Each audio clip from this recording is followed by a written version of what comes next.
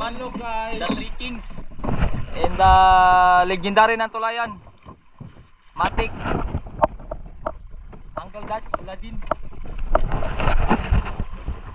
And tagal-tagal na din tayo din nakapamana. Pero ako Mga 5 araw.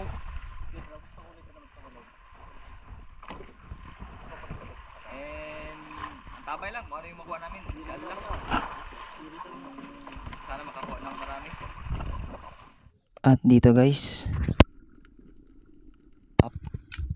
pinasok natin yung kuweba sa likod ng tulayan at may nakita tayong mga tabas or bait fish. Pag lalaki to guys, masarap tong ipaksiw guys. At nagdala din ako ng flashlight kasi madilim sa ilalim. At may nakita akong ito, akala ko grouper. At may naispatan akong isang coral trout. Akala ko malaki yun guys, maliit lang pala guys, kaya naubusan ako ng hangin and nag-resurface tayo. Then move on tayo guys kasi maliit lang yung isda. And dito second dive, nagboom lang ako sa unahan. At pagkita ko sa medyo unahan, may nakita akong isang Maori Shepherd nandun sa kanan, kaya hindi ko mo siya tiningnan. Akala ko maglapit yun guys, kaso hindi talaga lumapit guys. Buti may nakita akong isang Oriental Sweet Lips. At ito na yung target ko guys. Kuha lang tayo ng gap para ma-execute natin ng mabuti. At dito guys, nung paglapit niya guys, pinana ko na guys, sa pool naman guys.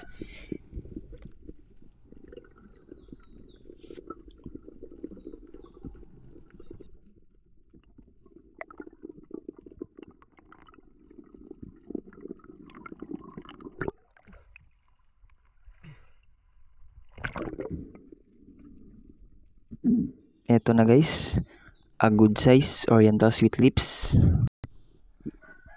Pwede na pang ulam, pwede ding pagbenta. At di sa kalayuan guys, may nakita akong kasama ko, nakakuha na pala siya ng rabbit fish. Correct me if I'm wrong. At eto din guys, nakunan ko din siya nakakuha ng salmon or rainbow runner, kaso hindi ko nakuha yung pagtira niya kasi malayo kasi kami guys. Nasa mababaw siya guys, ako nasa malalim. Yun no, A ka muna din, A.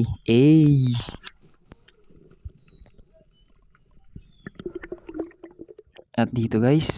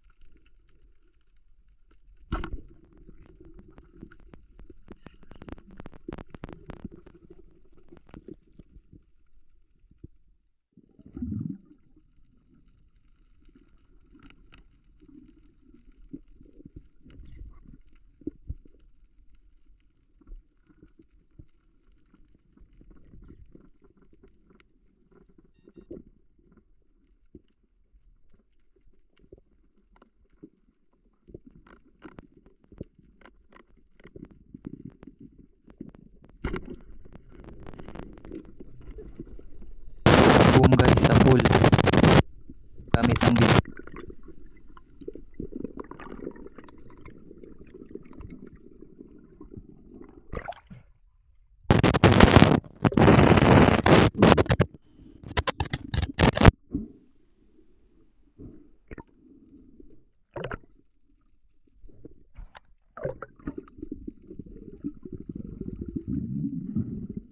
Tsaka nagpatulong ako kay Latin guys kasi akala ko mapunit talaga siya guys. Kasi sobrang lakas ng isda kaya palagi ko lang siyang Din. hindi pakunan ng line kasi pag yan ano sa bato, sabit sa bato, malalim na yan guys, hindi ko na yan maabot. Kaya tinawag ko sila din. Din, second shot.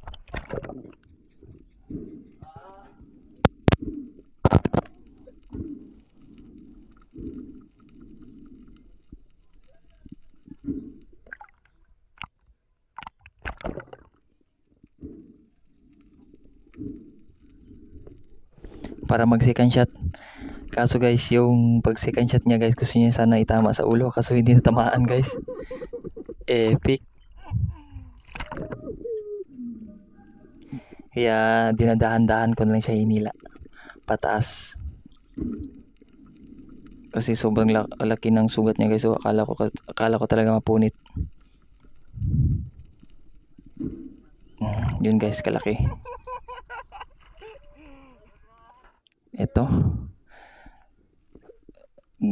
Palagi kong pisit ko yung fish collar ko at saka may lumapit na barakuda kaso maliit-liit pa kaya hindi ko na pinana kasi sobrang pagod kasi magkasasapan ako guys kasi 150 cm kasi yung pana ko.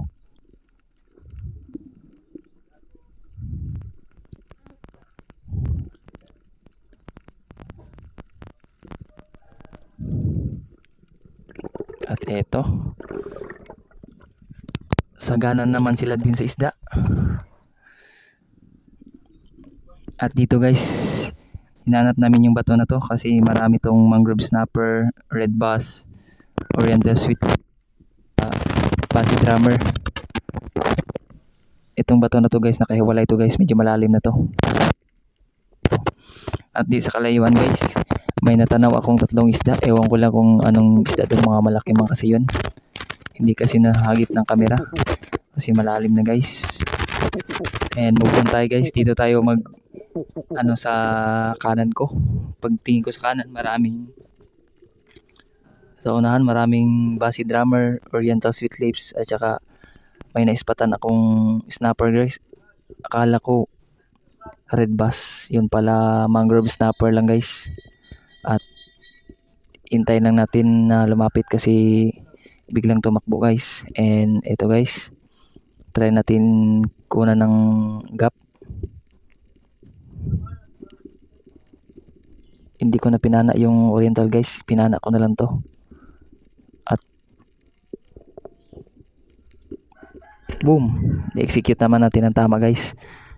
Hinila ko na agad pa pataas guys kasi baka mapulupot sa bato kasi mostly kadalasan pag snapper sumusubsob sa bato. At pagtingin ko sa baba guys, nandito sila din nakasunod sa akin guys. Hinintay nila ako na makapana kasi pag pumapasok siya doon sa ilalim baka mabulabog. Tsaka dapat may dive body kayo guys para sa safety nyo. At ito, good size na mangrove snapper. Itapat mo yung yung kamay mo. Ganyan kalaki. Powered by Corsi. Oh yeah. Oh yeah. Bombong. Bebe.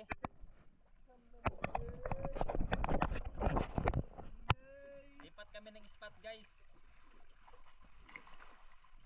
Si lubog ito at saka medyo malalim. Let's go.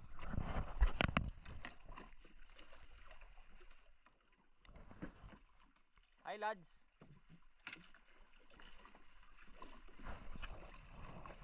Palakas na ng ano? Ha? Kita mo yung pana ko?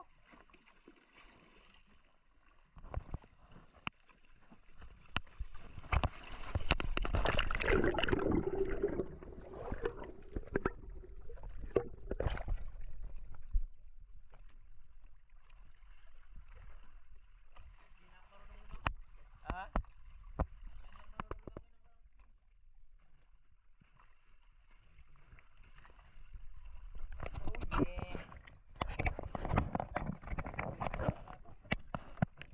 Paano lang pa? Kaya mo bang gawin yan? Unload, unload, unload.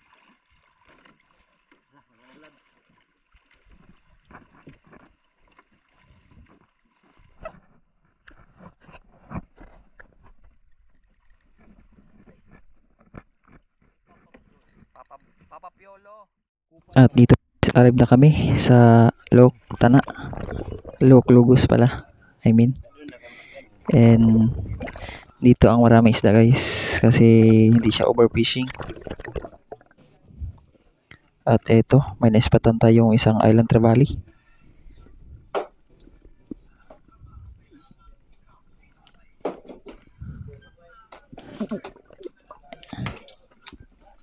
At nagdusting tayo at eto, na-execute natin ng proper.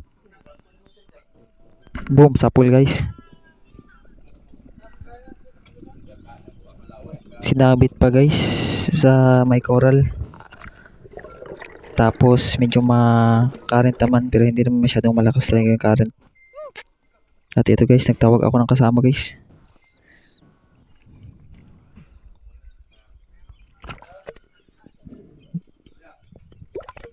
Nandyan naman yung isda guys, hindi man talaga mapupunit yun kasi nasa gitna talaga ng katawan ko na tamaan.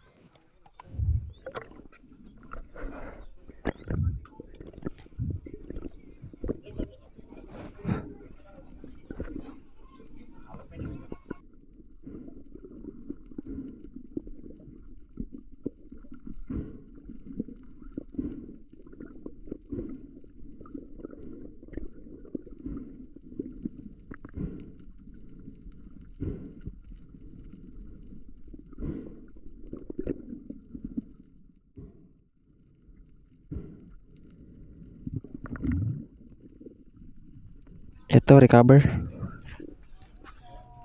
Baka kasi may mga malaki pang mamaw na napapadpad. Di naman siya masyadong malalim, sakto lang.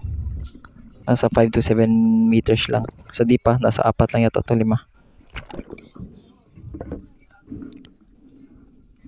At eto, 1 kilo at saka kalahati. A good size.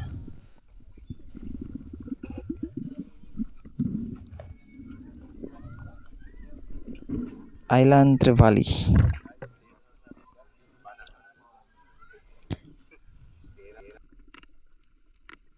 At dito may sinundan tayo. Isang samaral.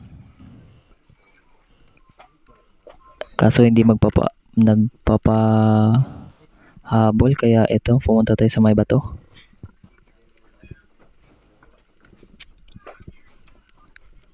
At pag lingon ko sa likod, nandun pala yung isa. Akala mo hindi kita papanain.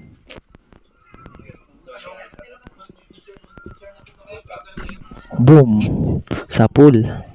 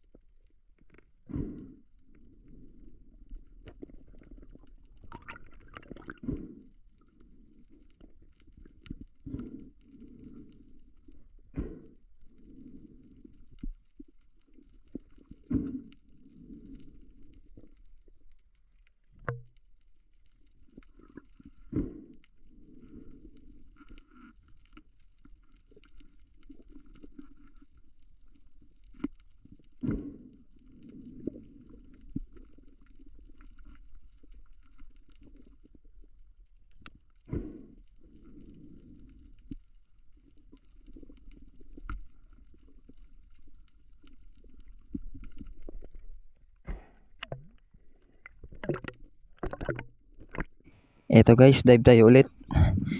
At Tsaka may nakita tayong isang kawan ng samaral at gusto ko sana i-double shot kaso isa lang yung pinana natin kasi nung pag ano nila, pag dikit nila sa bato kasi kaya hindi ako nakatira ng, pero okay na yun guys, at least may nakuha tayong isa.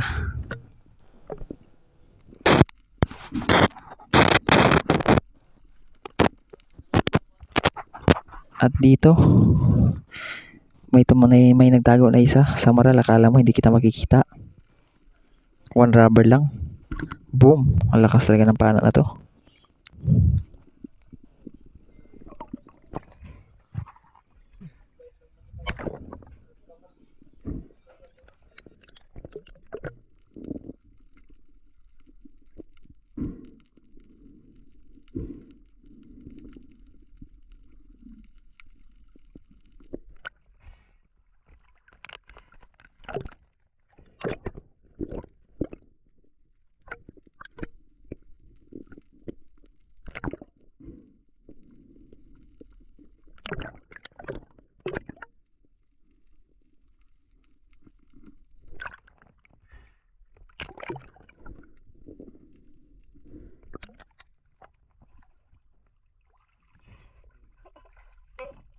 Huwag nakatan.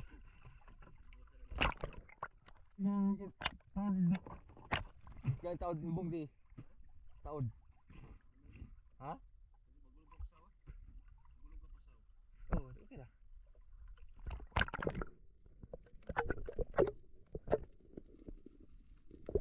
Babasag pa ito.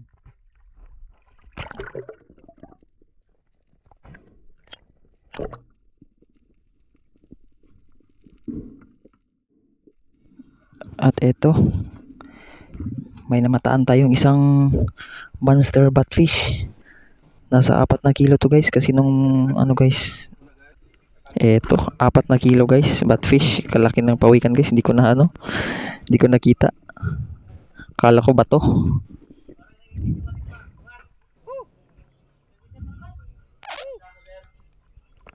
Isang batfish guys, 200 na yun guys kung abot ng 4 na kilo, kasi 50 yung isang kilo guys eh.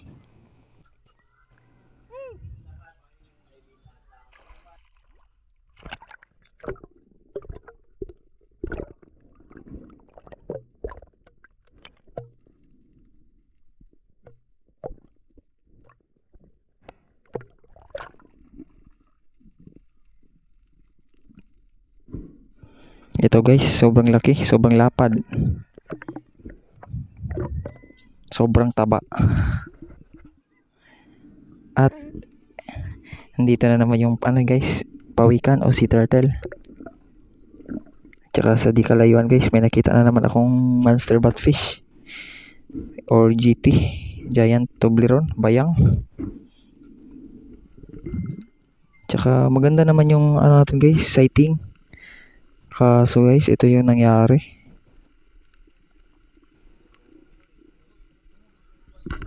Di natamaan guys kasi pumulupot sa goma yung tali. Tsaka ginamit ko lang yan guys is Corsi lang guys, yung fish color ng Corsi. Effective talaga siya guys pag ano guys, pag mag-dive bomb ka tapos pag may isda. At dito guys, may nakita akong isang rare na lapu-lapu. Ito yung mahal guys eh. Yung maliit na ulo tapos malaki yung katawan. Pinana ko na guys. Good size naman din kasi guys. Mahal to guys dito guys sa amin guys, dito sa Sulu. Abot to ng libo-libo yung ano guys, kilo. Ganda guys.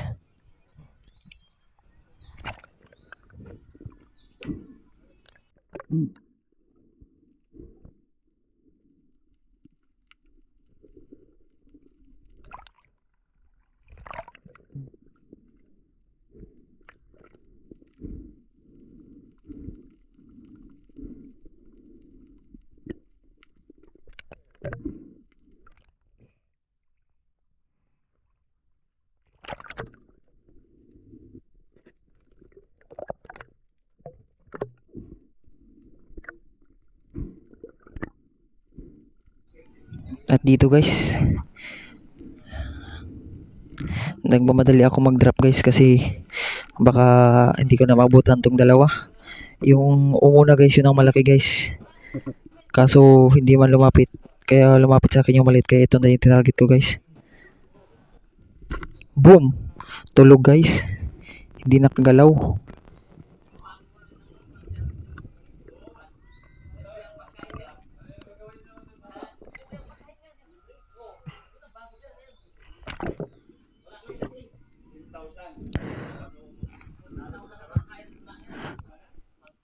At pagkatapos guys, may nakita na naman akong isang peacock grouper. Sobrang laki. Nasa kalahating kilo. At nandito sa bato. Nagipag face to face pa talaga sa akin guys. Oh. Gusto niya talaga sigurong mag-chika kami. Yun. Sa pool.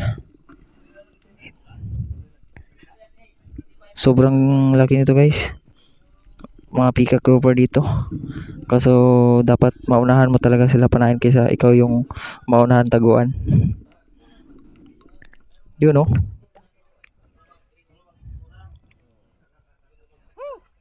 Sobrang laki.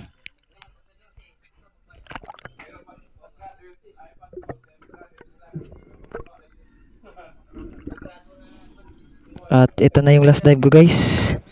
Tapos umahon na din ako kasi sobrang pagod na. Dito oh, hindi ko mamalayan. Ilalim ba? Ilagay ko lang dito.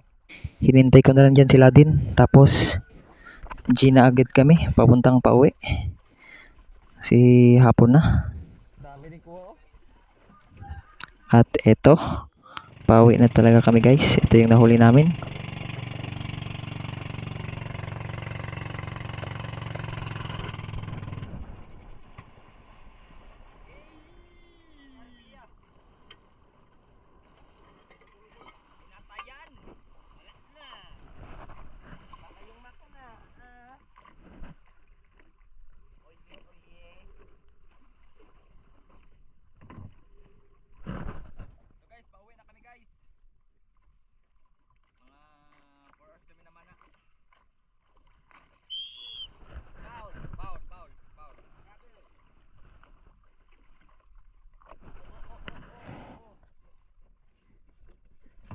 Oh my God! Ito yung kalahati ng huli. Bingwit yun guys, bingwit.